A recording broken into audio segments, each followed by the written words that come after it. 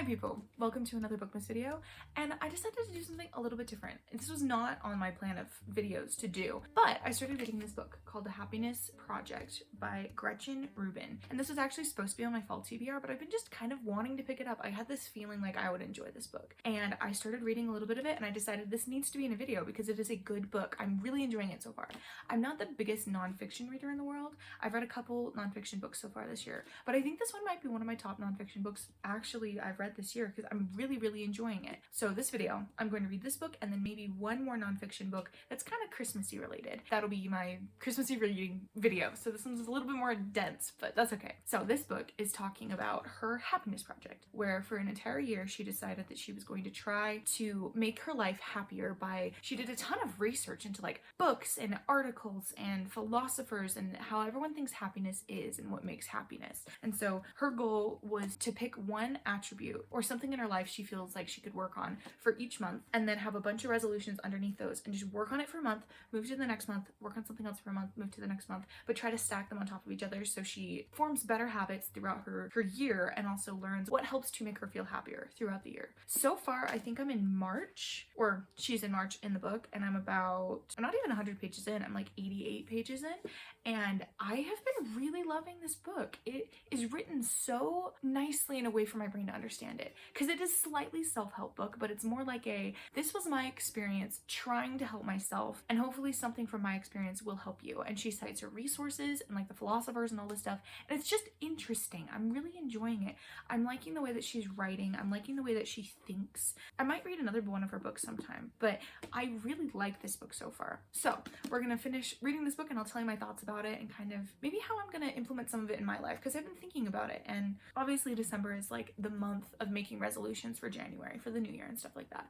So I think I might take some of the ideas from this book and try to implement them in my resolutions for this year. So I'll talk a little bit about that later after I finish it. And there's also one more book that is actually a holiday-ish nonfiction book that I'm probably gonna pick up this video. That book is 29 Gifts by Cami Walker, and it says how a month of giving can change your life. Now I don't have this with the dust jacket, so it's just a blue book, and I've been saving it to read during Christmas time because it's 29 gifts, obviously. I'm not quite sure what this book is about, but I do think it would be useful to read around Christmas time because obviously you're giving people gifts. We'll pick this up second. I don't think we're gonna read 3 books this video, just 2. I'll tell you my takeaways from them and how I think they've helped me, and if I recommend them, you know, for other people to read, obviously. So anyway, I think I might even finish this book within the next couple days because I'm really enjoying it. Like normally nonfiction books take me a little bit to read because I'm not hooked. Like they don't have a story. They're just like supposed to help you, and it feels like eating vegetables. You don't really eat a lot of vegetables, right? But this book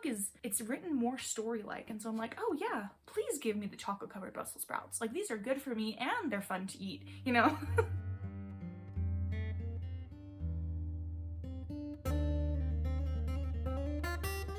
I just finished The Happiness Project, and why did the ending move me to tears? And then I also had to go look up her husband and see if he was okay, because I was worried the whole time about his hepatitis C. But he's fine, he got cured, and I read the blog post and I was just crying. Apparently this book touched me so deeply, and I will talk about it more when my fan isn't on and it's not really loud. Okay, so I finished The Happiness Project a little bit ago, as you saw from my tear-stained reaction. I was surprised by just how much I connected to the characters in these books. Even though it's not fantasy, even though it's not really a real memoir, I'm so sorry, my fridge decided it's time to turn on, so we're gonna have that lovely background noise. Now to another corner. I was surprised by just how much the characters in this book really caught me. I cared so much about her husband. I cared so much when I saw like her and her family show up on the screen. Not the screen, the page. I was so excited to learn like at the end of the book like how well she was coping with like her anger and stuff, and she was able to not snap as much at her family. And I was just like,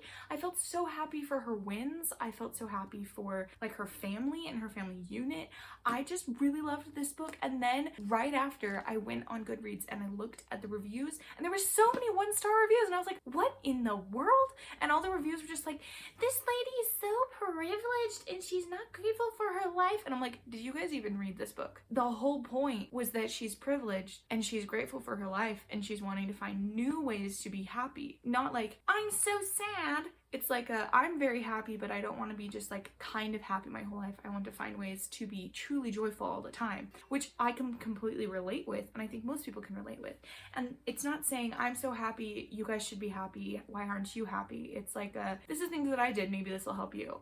And I found that so helpful, and I loved it so much. I think in the new year I might pick just like a couple resolutions to do. Her decluttering one, I think I kind of already do through my life. I just decided that is a clutter area, let's go through that. So I kind of already do that, but I completely related to that. The sleep one, yeah, sleep is important. I don't normally go to bed on time because I get anxious, but I have really bad insomnia and sleep anxiety, so I don't want to put like a resolution on that because then it'll give me a lot more stress and it'll be harder to go to bed. I found her resolutions to be more present when she was around her family, and to be more grateful for her family, and to spend time, I think it was like spend time doing the little things or something like that. There was like be a keeper, be a treasure trove of happy memories. There was take the time to be with people, not like I don't have time to do this. Be like I have time to be with you right now.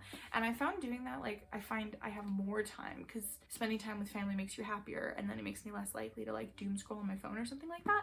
And so it made it like a lot easier for me, just like the past couple days that I've been doing this, it made it a lot more easier for me to get things done when I spent time with my family. So I think that would be a really good thing to focus on in the new year. I really love this book. I highly recommend it. It's so good. Oh, that was what I was gonna tell you. I've been like telling everyone about this book and recommending it to everyone since I finished reading it. And I was talking to my mom and I was like, there's this book I read, it's so good. And she's like, wait, Gretchen Rubin? And I was like, yeah. And she's like, I love her. I read all of her books. I listened to her podcast for a while. I read her blog. Like I did all this stuff, and I was like, I'm so glad you love this book. Like it made me feel happy that she'd also love this book. So it's not just me that loves this, apparently. It's my mom also loves this book too. I think the most like impactful thing about it wasn't that she fixed, I think I've already kind of said this 4 different times, but it wasn't that she fixed something about her life. It was that she just tried really hard in so many aspects of her life to not waste the time that she had. And I think that's what really hit me, is because again, like I'll scroll something randomly or just do something I don't care about in that moment, and then I'll feel like I wasted my time. And now that I'm in this Christmas season and I have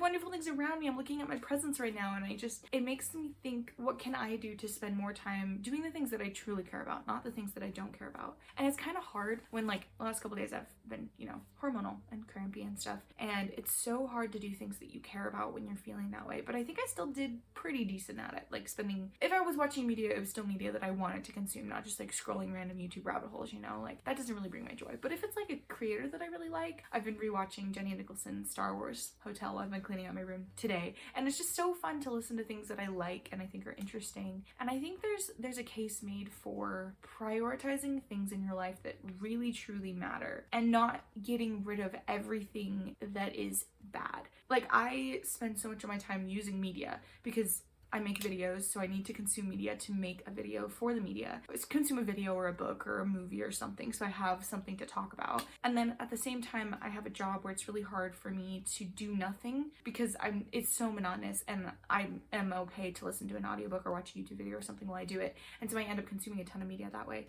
So it's really hard for me to just like cut off cold turkey all media. But I think that's also not a good thing to do in this world, because a lot of the things we talk about are media. Like even back in the day, it'd be like, did you go see that movie? And they'd be like, yeah. You wouldn't watch a movie every single day, but you'd still like talk about movies. So it's not good to like cut yourself off of something you enjoy, but at the same time it is better to limit it, I guess, is what I've been thinking about. I don't know if this directly relates to the book, but that's the thing I've been thinking about lately. But anyway, end of the story. Really good book, 5 stars. Supremely recommend. Really good book for like the end of the year going into January when you're making resolutions and stuff. All right, people, I'm kind of in a break between other books that I'm reading, and I thought it'd be fun to pick up the next nonfiction book I have. I think I talked about this already a little bit in this video. From doing a little bit more research into it, this is a book that has a bunch of different chapters with gifts I think the author gave, and then the second part is stories from the community. So like people, maybe she did a blog or something like that, I don't know. But I'm excited to start reading this and see if I enjoy it. Bum, bum, bum. Do do do ba dum. Ba-da-da. It's 4 a.m. and I'm still awake. I guess I just fine fast asleep. Okay, sorry. It's 4 a.m. and I'm wide awake. It's the first line. Ooh, swearing. Yes, this book is a whiteout book.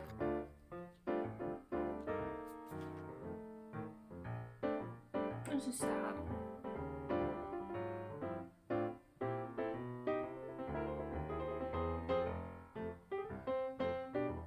I don't think this is a Christmas book. We're gonna give it a chance.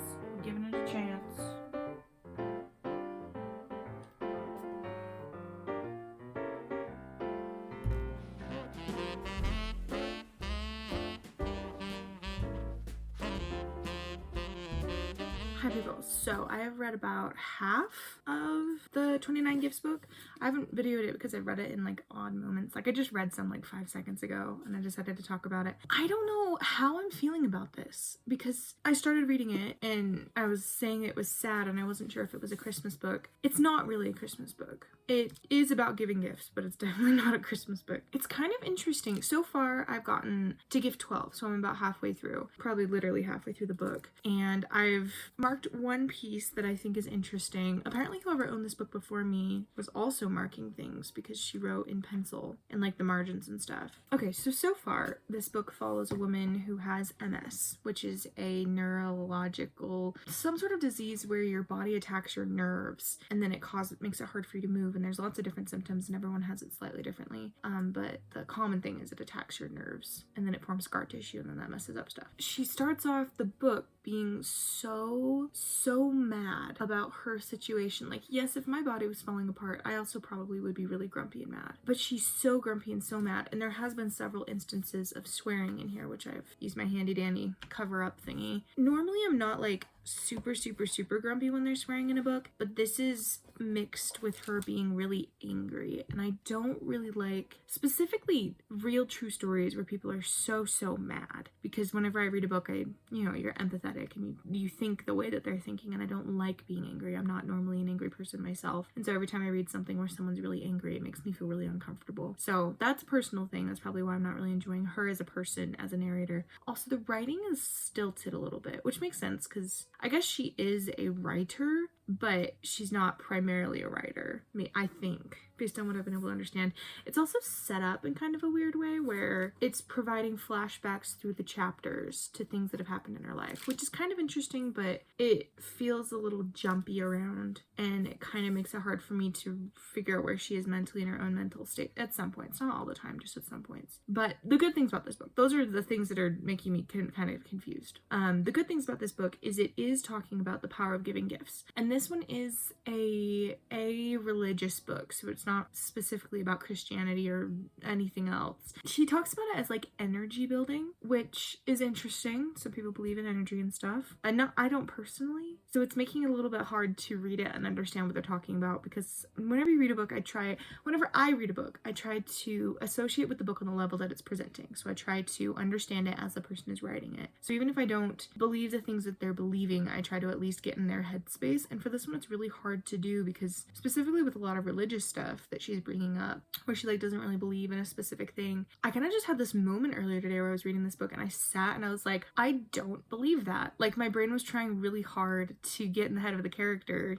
and I just had to sit and be like, I don't believe this, and that's okay. So it's kind of making it a little bit hard to read, but I do like the idea of giving gifts. So basically the idea is her religious mentor person, I think she calls it her spiritual guide or mentor, something, her spiritual mentor, who gave her this idea of, I guess she said she gave her a prescription to give 29 gifts in 29 days. So the idea is to give a small gift every single day, not a huge gift, just something that you can give freely and it won't burden you to be giving this to someone. And then that will help you become more at one with the universe, is kind of what this book is saying. But the funny thing is, I do believe that when you give things to people, it does make you feel more whole as a person. So I do believe that part. So it's kind of interesting to believe part of it, but not the rest of it. I did mark one interesting passage that I liked. So it was talking about how when she's giving things, she feels better about it. Another person in the book says, try to be conscious if you feel yourself giving out of obligation. If so, you are in scarcity mode. You end up feeling drained and burnt out of balance. For me, a good measure when I'm making a choice is to, See, there's another things where it's like worded a little bit wrong, so when I read it, anyway, for me, a good measure when I'm making a choice to give is to ask myself, will making this offering fuel me, give me energy? If the answer I get from my heart is yes, I know I'm offering an authentic gift out of love. So I liked that idea, is to make sure you're giving something that will help you out of love, because I also fall into the whole perfectionist. I have to do, if I'm doing something, I have to do everything and I have to do it perfectly. So if I'm going to give something, I have to give quite a lot of things, which, during Christmas is a good thing to remember. Like, just give something you can give out of love, and that is good. That's enough. It's an interesting book. I don't don't know if I'm going to completely recommend it.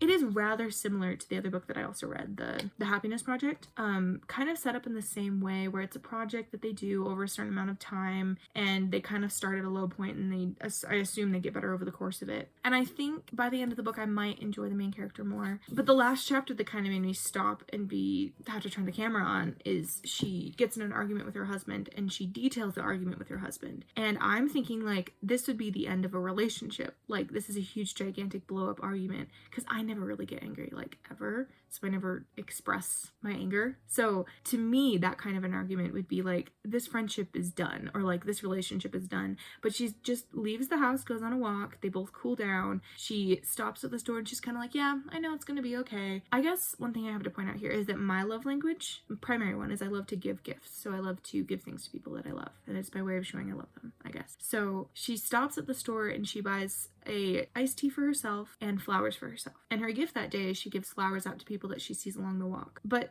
to me, what I would have done in that moment, I guess, is I would have gotten something for the person I just got in an argument with, like, hey, I love you, here's this for you. Which she didn't do, which I guess just means that's not really her love language, which might be why she's having to do this project, like to give gifts to people. I don't know. I just think it's interesting. I'm not really connecting with, it's not really the main character, it's the author. I'm not really connecting with the author and her story entirely. I am small parts. And then it's also hard to hear her talk about her past life. She's had MS, but then she also was an addict when she was younger, and so she was addicted to a bunch of stuff, and she had to get clean and all those things. And for some reason, I really do not like hearing about addiction stories. They make me not uncomfortable, but very worried, I guess. They make my anxiety peak. So that's also adding to my discomfort. And then the arguing, the getting really mad, and then there's the swearing, and it just is a little bit too much for my poor little brain. But I have to say, it's flying by really quickly. Like, I'm halfway through, and I think I've maybe only read for an hour. So I can be done with this really quickly, which is lovely. So I don't know. I'll tell you how I feel about it at the end, if it gets better or if I don't really enjoy it. At this point, it's about a 3-star, because the concept isn't mind-blowing. It hasn't really taught me anything besides, the one thing I just told you. So I don't know, we'll see. That's my reading experience so far. There's a couple of typos in this book, which isn't a big deal. It's not a bad thing, but it really adds to the I guess I'm talking to you now. It really adds to the vibe that I'm getting, where this book is just a compilation of blog posts. Which I don't think it is. I think it is a book that she wrote. But she did say she used to be a blogger, and it's written in that kind of style that bloggers write in, where it's kind of a personal story with some stuff thrown in a vaguely chronological fashion.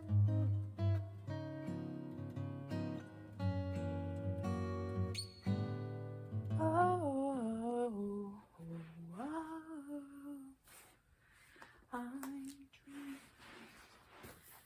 of a white Christmas.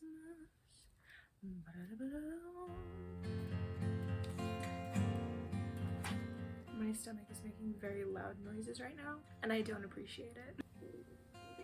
It's so loud. I hope you can't hear that. I can hear it. It's going. I'm just trying to finish this book so I can finish this video, and I can't make it through it because my stomach is distracting me by growling. This is so unfair.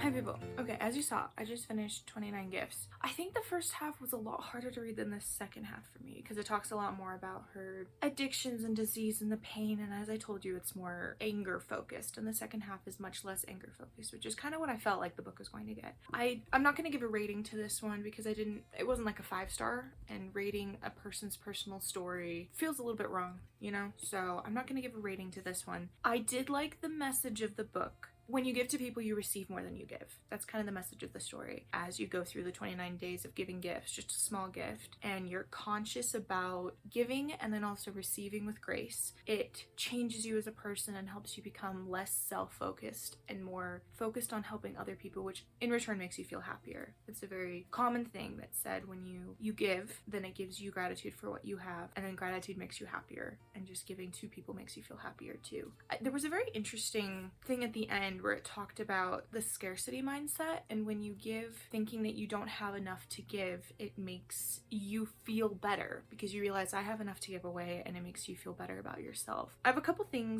other quotes that I read that I think would be interesting to say. One of the profound changes I've seen for myself since I began giving is that I now feel comfortable counting every gift I mindfully offer to another person. I no longer feel pressure to make a grand gesture for it to count. And then she lists some small things that she did. For me, this is a fundamental shift in mindset that has resulted in a greater sense of freedom and joy. If I wash the dishes because I'm supposed to, or make suggestions to a client because I have to, I'm in a very different mind space when taking the action. I actually end up feeling resentful. When I'm approaching everything as a gift, my heart feels open and it's easier to enjoy my day and my life. Smiles are much easier to come by. Giggles burst forth unexpectedly. Sometimes I find myself dancing to imaginary music in my head. I can't imagine anyone ever telling a person diagnosed with MS to lighten up, but that's exactly what I've done, and I feel so much better for it. At the end of the book, her spiritual mentor, I think is what she calls her name's Mbali, I think. She told her story. She also did the 29 gifts thing, and in her 29 gifts, she gave money and food to a homeless person that she saw on the street. When that woman took her meal and money from my hand, I realized how much I did have. Just a week earlier, I was in a deep place of scarcity. I now felt instantly abundant. I did not have to walk the streets or sleep in the cold with nowhere to shower. I was not hungry, nor did I have to beg for money every day to survive. Last week I was feeling lost, scared, angry, and sorry for myself, yet offering this simple gift made me feel so much more alive. I remember going home that night and getting on my knees to give thanks. Then I reflected on the genius of the diviner, the person who told her about the 29 gifts, with her prescription. I'm sure she knew that to connect with a homeless person on the street at this time would remind me of how much I still had and jostle me out of my self-pity. I think my final takeaway from this book is that I do believe that giving is a good thing, and that when you give to people without any expectation of receiving, it does change your mindset and makes you feel better as a person. Did I like the way this book was written? I don't know. I really enjoyed the chapters at the very end that were stories from the 29 gifts community. There was one that actually made me cry. I don't even know why. It was about a guy who went to the library, and while he was at the library, a group of girls, or I think he just said, yes, he said it was just a group of children that came and they were reading Charlotte's Web out loud to each other, and they just went in a circle passing it around. And he said it was such a blessing to be able to be there and listen to them read this story and practice the words. And he said his gift for that day was letting them just exist in this space and feel confident enough to say words and to learn language themselves, because they were young children, and he was an adult that didn't immediately try to take over and tell them exactly how to do stuff. He just let them be themselves. And he said it was such a blessing to see these children just be children and read a book, and it just made me cry, and I don't even know why. So I did end up liking a lot about this book. I don't think I like a lot of the content that she included in her chapters. Like, there were some random scenes that I was just like, why did you put this in here? This didn't need to be in this book. It was just so bizarre. Like I said, it kind of was written a little bit like a blog post, which makes sense because I'm pretty sure a lot of these she took directly from the blog post that she put on her website, and then she turned it into a book. It's very cleanly written and the story moves very well. I just don't think it's written in a way that I particularly enjoy, but I did enjoy the message of this book. I think I'm actually going to give it to my friend and coworker for Christmas because I think she might enjoy parts of this book. The author of this book has a chronic illness and suffers with chronic pain, and my coworker and friend, she also suffers with chronic pain, so I thought maybe she could get something out of that. I don't know. I think I'm gonna give it to her for Christmas. I think she might enjoy it. I was thinking about it the whole time while I was reading this book and kind of debating with myself whether I should give it to her, but I think I am going to. Loud siblings. We've come to the end of this video, which is crazy. I feel like I've been working on this one forever, but we read 2 nonfiction books this video, which I think is amazing. I don't think I've read 2 nonfiction books in a month. No, I have. I've read 2 nonfiction books in a month this year so far, but we had 2 more nonfiction books this year, which I think is awesome. This year I've really developed a love for good nonfiction. I think next year I want to push myself to try to read a memoir. I haven't done that in a long time, and it's good to do that, so I need to see if I have one. I think I might even have a memoir over here somewhere. I just wanted to compare these 2 books together really quick because I had a 5-star book and then a book that's kind of, I really enjoyed the message, but I didn't really love the book. I think both of these books actually tied together in a very interesting way, because in The Happiness Project, she was talking a lot about how to make yourself happy. And one of the things I think actually was giving to other people and developing a spirit of generosity, because that's shown to make you feel happier by giving things away to other people. And in this book, that basically expounds into it a lot deeper than in this book.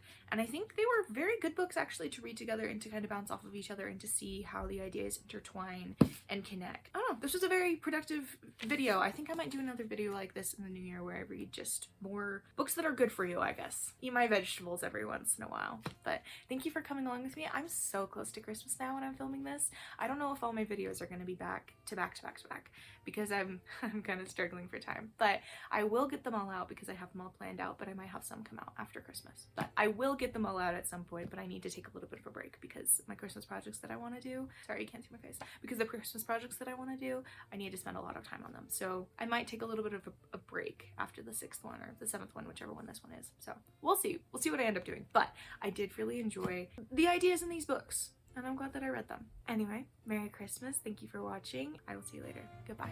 Mwah!